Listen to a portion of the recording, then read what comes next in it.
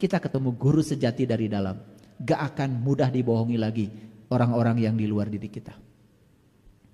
Maka di Quran ada perintahnya, Iqra kitabaka kafa binafsika al-yawma 'alaika hasiba. Bacalah kitabmu dan cukup itu sebagai juru hisabmu. Jadi yang harus kita baca adalah kitab kita sendiri. Siapa kitab kita? Kitab itu kalamullah. Kalam itu adalah sifat, Allah itu zat. Kalamullah yang sebenarnya adalah diri sejati kita. Karena diri sejati kita adalah bagian dari dirinya Allah yang ditiupkan ke dalam diri kita, namanya ruh. Tidak ada ruhmu, yang adalah ruhku. Fa iza sawaituhu wa nafakhtu fihi mir ruhi qalu faqaulahu sajidin. Apa hasilnya? Ini. Kalau kita sudah bisa membaca kitab sejati kita, inna sanulki alaika kaulan saqila. Kami akan menurunkan perkataan yang berbobot kepadamu. Kata-katamu menjadi energi yang luar biasa. Kenapa kata-katamu tidak diturut oleh anakmu? Gak berbobot. Karena yang kamu katakan itu kamu juga tidak tahu. Yang kamu katakan kamu juga tidak sadar. Betul? Ternyata yang harus dikenali dari diri kita itu bukan diri yang batin saja. Diri yang lahir pun luar biasa. Dari ujung rambut sampai ujung kaki. Begitu banyak yang harus kita baca. Dan selama ini kenapa kita menderita dan hidupnya tidak menakjubkan? Karena kita tidak bisa membaca data diri kita sendiri. Akibatnya kita salah tempat. Kerja di tempat yang tidak menyenangkan. Tidak berkembang. Bisnis yang tidak sesuai dengan data dirinya. Bisnisnya bangkrut terus. Terus aja dimodali. Hasilnya nggak ada. Itulah kalau kita punya ilmu, kita sudah tahu data diri kita, kenal diri kita yang fisiologi, yang psikologi, apalagi kenal diri kita yang spiritual. Kita punya kompas. Nggak akan melenceng kehidupannya. Luar biasa. Nanti itu ya, semua harus dibaca data dirinya, terutama anak-anak kita. Biar anak kita nggak sekolah di tempat yang salah. Karena mereka itu selama ini disekolahkan di tempat yang keinginan orang tuanya. Karena orang tuanya ingin anak seperti yang dia mau. Padahal anak adalah tamu agung yang datang ke semesta untuk menjadi dirinya sendiri, bukan jadi ibu bapaknya. Awas, siapa tahu anak kita calon presiden. Malah disuruh jualan cireng. Karena ibu bapaknya tukang cireng. Saya bukan menyepelekan profesi itu. Tetapi jangan batasi. Bapak saya itu seorang buruh di perkebunan teh. Saya anak ke-7 dari 11 bersaudara. Kalau anak pertama dibeliin mainan. Anak kedua ada mainan bekas anak pertama. Anak ketiga masih beritanya nyampe kalau anak pertama dibeliin mainan. Anak ke-7 kayak saya, beritanya udah gak nyampe. Tapi itulah cara semesta menyayangi saya. Saya tidak dibelikan mainan seperti anak pertama, karena saya dikasih mainan yang lebih indah lagi oleh semesta. Dan saya nikmati semua perjalanan hidup saya. Tidak ada musibah, tidak ada berkah. Semua kenyataan hidup adalah kebenaran. Dan saya tidak menolak semuanya itu. Dan saya tidak merasa itu sebagai suatu penderitaan. Saya menyuci mobil 1 malam 4. Saya harus mengeluarkan kotoran burung 100 ekor. Kalau jam 11 mulai, jam 3 baru selesai. Saya nikmati semua. Saya tidak pernah memfokuskan pikiran saya pada hal buruk. Saya memfokuskan pikiran saya pada hal baik. Saya bisa tinggal di situ, saya bisa sekolah, itu aja udah saya syukuri. Dan luar biasa. Saya tidak pernah izinkan pikiran saya untuk memikirkan hal buruk. Dan saya tidak pernah menceritakan hal buruk pada siapapun. Kecuali sekarang. Ini pelajaran. Dan saya tidak menceritakan ini pada ibu saya, pada bapak saya. Karena kalau saya ceritakan kejadian saat itu pada ibu saya, bapak saja, hukum tarik-menarik berlaku. Ibu bapak saya akan berpikir buruk. Dan itu memperburuk kenyataan saya. Karena saya tahu, walaupun saya ceritakan, mereka tidak bisa menolong saya. Yang bisa menolong saya adalah diri saya sendiri. Makanya emak sarang apa tekedah ke Bandung. Abdi mah alhamdulillah mewah di Bandung. Kayak upami tos wisuda ke Bandung. Jadi baru tahu tempat kos saya setelah wisuda. Makanya ditanya kasurna mana? Tengah nggo kasur. Makanya tulangnya lurus. Sehat. Bantalnya mana? Teu gaduh bantal. Kenapa? Makanya kepala saya bagus. Saya sekarang kalau pakai bantal itu malah suka aneh. Jadi ternyata orang-orang yang pengen sehat sekarang malah bantalnya dibuang. Ternyata orang yang migrain macam-macam itu gara-gara bantal ketinggian. Makanya saya alhamdulillah oleh semesta tidak diberi kemampuan beli bantal. Jadi tidurnya lurus. Makanya tulang belakang saya bagus. Semua tuh baik-baik saja ya kalau kita baik pikirannya. Jadi mimpi itu apa sebetulnya? Nah, ini cerita mimpi yang agak serius nih. Kalau tadi itu mimpi dalam bahasa kita, harapan-harapan yang belum kita capai. Dan itu yang dibawa kemudian ke kuburan. Makanya jangan pernah kuburan kita itu jadi kuburan mimpi kita.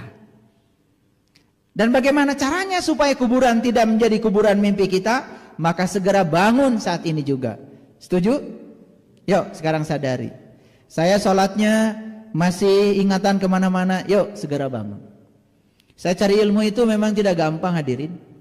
Saya itu aduh subhanallah diusir banyak orang. Saya cuma tanya gimana caranya saya supaya sholat ingat sama Allah. Murtad ya. Bingung saya. Padahal itu pertanyaan yang jujur, sederhana dari dalam diri saya. Karena ada perintah di Quran, aqimis sholata li zikri. Nabi Musa itu orang pertama yang diperintah ke sholat oleh Allah. Coba baca Quran surat Toha. Innani anallah la ilaha illa ana fa'budni wa aqimis sholata li zikri. Itu peristiwanya terjadi pada Nabi Musa. Dan Nabi Musa baru bisa ingat kepada Allah setelah beliau memasuki Al-Muqaddasi tua. Setelah beliau bisa melepaskan kedua terompahnya. Terompah itu kiri kanan, baik buruk, benar salah. Dan itu yang memperbudak kita selama ini. Lampaui semua itu, dualitas itu. Baru memasuki alam suci. Namanya Al-Muqaddasi tua. Tempat suci yang tua. Keren banget itu. Mimpi adalah pengalaman bawah sadar yang melibatkan penglihatan, pendengaran, pikiran, perasaan, atau indera dalam tidur. Ini mimpi serius ya, ini mimpi. Ada yang namanya lucid dreaming. Itu adalah fenomena ketika seseorang menyadari sepenuhnya bahwa dirinya sedang bermimpi. Yang luar biasa, habis mimpi kalian bisa cerita bukan? Bukan? Berarti kan kejadian itu benar-benar terjadi. Cuman bukan di alam nyata, itu di bawah sadarmu. Dalam mimpi, pemimpi juga dapat merasakan emosi ketika bermimpi. Misalnya emosi takut, ketika kalian dikejar-kejar anjing gila, ngos-ngosan, padahal lagi tidur. Emosi kita tuh terlibat. Nah makanya ini pentingnya kita tidur yang benar. Nah ilmu yang mempelajari tentang mimpi disebut oneirologi. Jadi ada ilmunya itu, ya. Mimpi terjadi pada tahap kecepatan pergerakan mata ketika tidur, yaitu ketika aktivitas otak tinggi dan seolah-olah dalam keadaan terbangun. Jadi sebetulnya mimpi itu akibat aktivitas otak kita tidak berhenti padahal kita sudah tidur. Ini aktivitas otak loh. Cuman otak itu kan terbagi dua. Ada pikiran sadar, ada pikiran bawah sadar. Bahkan ada yang namanya ya pikiran atas sadar, super sadar. Nah kalau kita belajar dari psikologi, saya menyitir pendapatnya teori Sigmund Freud. Pernah dengar kan? Pokoknya kalau belajar psikologi pastilah kenal teorinya Freud itu. Menurut teorinya Sigmund Freud, ya penglihatan dalam mimpi merupakan penampakan dari hasrat dan emosi yang tersembunyi. Ini secara saintifik ya. Beberapa teori lain menunjukkan bahwa mimpi merupakan tahap pembentukan memori, penyelesaian masalah, atau sekedar produk dari aktivitas otak. Sebagian orang percaya mimpi tak lebih dari sekedar bunga, ya, bunga tidur tanpa arti khusus. Ada juga yang mengartikan seperti itu. Dan tentu saja ini adalah pendapat-pendapat yang berbeda ini, ya, harus kita pahami satu persatu. Kenapa orang berbicara begitu? Itu dari sudut pandang yang berbeda. Sebagian yang lain meyakini mimpi itu sebagai firasat, terjadinya peristiwa pada masa mendatang, entah itu baik maupun buruk. Bisa jadi firasat. Tapi tidurnya seperti apa? Nah, nanti saya jelaskan. Ada juga yang meyakini mimpi sebagai petunjuk spiritual yang membawa seseorang memasuki dimensi yang berbeda. Banyak sekali yang cerita sama saya sebelum dibuka mata kolbunya oleh saya, menceritakan kepada saya dia itu pernah mimpi bertemu saya berkali-kali. Sebetulnya itu sudah petunjuk spiritual itu. Petunjuk spiritual, ya. Itu. Yang sebetulnya pertemuan itu apakah nyata? Nyata. Tetapi di alam spiritual. Nah, kenapa bisa begitu? Nanti saya jelaskan. Yuk kita lihat dulu sini. Ini otak kita, perhatikan. Otak itu buatan Allah. Tapi pikiran bukan buatan Allah. Pikiran yang diinstalkan ke otak itu buatan lingkungan. Jadi otak kita dulunya bersih tuh. Cuman program yang diinstalkan ke otak kita, ke hardware kita, softwarenya buatan lingkungan. Seperti ini, HP ini hardware namanya. Dan tidak bisa berfungsi kalau tidak ada aplikasi, software. Makanya supaya ini berdaya, diinstal ke sini namanya software. Ada Google Maps, ada WhatsApp, ada YouTube, ada Facebook, itu semua adalah aplikasi namanya. Nah, ketika di situ ini jadi berdaya. Sama. Apa aplikasi yang diinstalkan di otak kita? Tergantung lingkungan. Itulah bahayanya ketika kita hidup di lingkungan di mana menginstalkan sesuatu yang buruk. Ada orang yang hari ini susah cari uang karena dari kecil pernah mendengar kata-kata cari uang itu susah, cari uang itu susah. Berkali-kali ibu bapaknya bicara begitu setiap hari, masuk alam bawah sadar, itu menjadi identifikasi diri. Makanya orang yang kayak gitu harus dirubah apanya? Tidak cukup dia dirubah nasibnya dengan cara diberi pekerjaan, tapi harus dirubah dulu program bawah sadarnya. Itulah harus ketemu orang yang ahli. Saya bisa baca itu alam bawah sadarmu. Dan saya bisa ganti itu program yang tidak bagusnya itu. Makanya orang tua seperti kita mulai sekarang kalau bicara sama anak, nah hidup itu mudah dan menyenangkan. Daripada hidup itu nak susah dan penuh perjuangan. Ya sudah, ketika besar anaknya hidupnya susah dan penuh perjuangan. Iya, cicil sepeda motor aja nggak kebayar. Karena alam bawah sadarnya masih merekam itu semua. Dan itu namanya long term memory. Memori jangka panjang. Yuk lihat saya semuanya. Sekarang kita ini sedang berada di otak, gelombang otak namanya beta. Ini sedang terbangun. Nah, ketika di gelombang otak beta, maka hormon yang dihasilkan oleh otak kita ini, ya, terutama yang bernama pineal gland, itu namanya hormon serotonin. Ah, dari mana hormon serotonin ini bisa dihasilkan? Ini sumber utama energi alam semesta yang paling besar itu adalah energi matahari.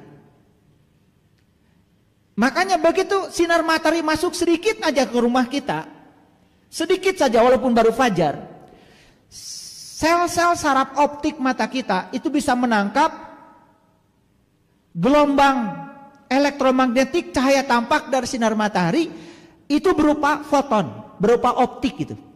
Nah, sel saraf otak kita itu mendorong ya energi yang berupa foton atau gelombang elektromagnetik cahaya itu masuk ke pineal gland. Nah, di pineal gland kita di sini diolah dia menjadi sinyal listrik. Ketika diolah menjadi sinyal listrik, maka dia akan menghasilkan yang namanya zat neurotransmitter yang disebut dengan serotonin. Nah, serotonin itulah yang membangunkan kita. Sehingga kita masuk ke gelombang beta. Bangun. Ketika bangun, mulai kita beraktivitas. Nyapu, macam-macam. Itu serotonin. Makanya semua aktivitas di bawah, di alam sadar, pikiran sadar, itu karena hormon serotonin. Ketika matahari tenggelam, hari sudah mulai gelap. Sinar matahari tidak, intensitasnya berkurang. Sel saraf optik kita mulai tidak bisa menangkap lagi energi gelombang elektromagnetik. Apa yang terjadi? Yang terjadi, tidak ada lagi sinyal yang disampaikan ke pineal gland. Maka pineal gland akan merubah susunan kimianya, dan saat itu dia menghasilkan yang disebut dengan hormon melatonin. Makanya begitu hormon melatonin sudah datang, maka kita mulai terkantuk. Masuklah kita ke kondisi gelombang alfa. Itu yang disebut dengan kondisi hipnosis. Bahkan di situ sebetulnya kalau kita mau nasihatin anak itu bagus. Ketika anak mulai tidur, nasihatin, bicara aja pada dia. Itu kondisi alfa itu. Konsep penerimanya kuat, tidak ada penolakan. Ada seorang ibu, mohon maaf, saya tidak ceritakan identitas. Jadi dia itu punya anak laki-laki. Dan pada saat dia itu punya anak yang laki-laki ini, dia tidak menghendaki kehadiran anak itu. Dan kemudian dia berusaha untuk menggugurkannya. Ternyata niat itu terekam oleh anak. Jadi anak ini ketika lahir nakalnya luar biasa. Kemudian saya panggil ibunya dulu. Saya tidak panggil anak. Dia mengeluhkan itu pada saya. Ayah, kenapa anak saya begini amat? Kalau bicara itu menyakitkan sekali. Saya cuma bilang begini, tidak ada yang datang kepada kamu kecuali kamu yang mengundang. Kemudian saya hipno, saat masuk ke dalam. Ternyata ketemu. Masalahnya adalah saya bilang, kamu pernah mau menggugurkan anak ini? Wah, nangis. Padahal anaknya sekarang jadi anak yang pintar. Cuman ya itu, kalau bicara itu menyakitkan. Dan itu adalah hukum karma. Hati-hati. Kemudian gimana solusinya? Oke, solusinya gini. Ketika anak mau tidur, kamu bicara. Bicaralah. Minta maaf, ibu pernah melakukan itu. Hanya 2-3 kali bicara, anak itu berubah tanpa dinasehati apapun. Dia menjadi anak yang hormat, bahkan sangat sayang pada ibunya. Itulah hebatnya keajaiban alam bawah sadar. Kalau kita tahu ilmunya, tahu cara masuknya, kita bisa self hypnosis. Keren. Makanya belajar agama itu harus luas pengetahuannya ya. Harus luas. Paham ya? Jangan cuma kata orang, kata itu, kata Pak Ustadz, kata dia juga kata orang lagi. Wah. Iya. Maaf ya. Lah yang ngasih ceramahnya bermasalah, yang diwariskan apa?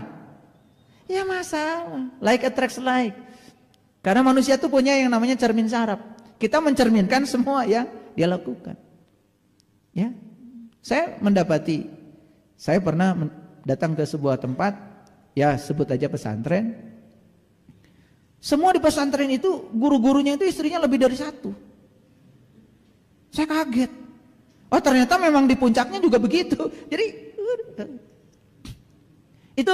itu namanya cermin saraf itu, ya. Karena manusia cenderung melakukan apa yang dilihatnya. Apalagi yang melakukan figur otoritas, yang dianggap suhu gitu. Wah itu bahaya. Tanpa ngomong pun sudah diturut itu. Itu bahayanya karena secara psikologis figur otoritas itu apapun yang dikatakan gampang untuk ditiru. Hati-hati kalian di rumah tuh figur otoritas. Jadi semua itu ternyata penentu takdir itu adalah pikiran kita sendiri. Nah pineal gland ini terbuat dari zat yang namanya kristal piezoelektrik. Nah ini agak ilmiah dikit ya. Jadi piezoelektrik itu kalau dia dapat tekanan sedikit saja, dia itu berubah, menghasilkan gelombang elektromagnetik. Jadi mekanik bisa dirubah menjadi listrik secara otomatis. Nah hebatnya gini ya. Kalau kita olah napas, ketika olah napas, di tulang ekor itu ada yang namanya cerebrospinal. Cerebrospinal itu adalah cairan di tulang ekor yang kalau kita bernapas dia naik ke atas lewat tulang belakang sampai di pangkal otak sini. Di pangkal otak ini masuklah cairan itu pada pineal gland. Dan pineal gland mendapatkan tekanan sedikit saja. Itu dari olah napas itu apa yang terjadi? Pineal gland itu menghasilkan sebuah hormon yang sangat luar biasa, namanya melatonin. Nah, itulah pentingnya sebelum tidur berdoa. Kalau orang tua saya ngasih doanya begini dulu. Mau tidur. Bismillahirrahmanirrahim. Turu ojo lali. Badan turu ati tangi. Roh madep maring Allah. La ilaha illallah Muhammadar Rasulullah sallallahu alaihi wasallam. Bismika Allahumma ahya wa bismika amut. Ya Allah, istirahatkan nur insaniku beberapa saat dan kembalikan jam berapa. Mau nonton Piala Dunia. Balik itu. Mau nonton Piala Dunia aja balik itu. Apalagi mau tahajud. Nah, oleh karena itu, lihat saya semua. Ketika ruhku ditiupkan ke sini oleh Allah, ketika tubuh sudah sempurna, maka ruhku itu wujudnya adalah nur. Nah, nur itu ada tiga jenis. Ada tiga jenis. Yang pertama disebut nurullah. Itu nurullah itu adalah alam ahadiyah. Itu adalah martabat batin yang pertama. Allah yang ngawang-nguwung sebelum dikenal. Karena Allah ingin dikenal, maka Allah bermanifestasi. Maka lahirlah yang namanya Nur Muhammad, cahaya terpuji. Jadi cahaya terpuji sebetulnya dia juga manifestasi, disebut martabat alam batin yang kedua. Yang ketiga namanya Nur Insan, cahaya insan, disebut martabat alam batin yang ketiga. Itu disebut tiga martabat batin. Nah, Nur Insan itulah yang disebut dengan jiwa. Nah, saat kita tidur, jiwa kita keluar. Kemana? Tergantung kualitas jiwa. Kalau jiwanya itu suci, bersih, jujur, ya tidak terkotori, dia akan masuk alam-alam tinggi. Ketemu para wali, para rasul, para sunan. Nah, di pertemuan itu dia berinteraksi sehingga dia mendapatkan energi tambahan untuk kesadarannya. Tapi yang jiwanya kotor, pembenci, pemarah, baperan, jiwanya kotor, ketika tidur dia memasuki alam-alam rendah. Ketika masuk alam rendah, dia berinteraksi dengan energi rendah. Ketika dia masuk, coba bangun tidur, kepala pusing, kemurungsung, marah-marah. Kalau kalian masih seperti itu tidurnya, itu tanda bahwa jiwamu kotor. Harus dibersihkan. Nah, jadi saat kita tidur itu nur insani yang keluar. Nurullah dan Nur Muhammad tinggal di dalam. Nah, kalau kita mati, yang celaka Nurullah dan Nur Muhammad yang keluar. Nur insaninya terperangkap di dalam. Yang mati selamat, tahu jalannya. Nurullah, Nur Muhammad, Nur Insan keluar semuanya. Tidur, tubuh ini kosong. Nah, kalian harus bisa begitu. Baru tenang menghadapi kehidupan, tenang menghadapi kematian. Terima kasih. Assalamualaikum warahmatullahi wabarakatuh.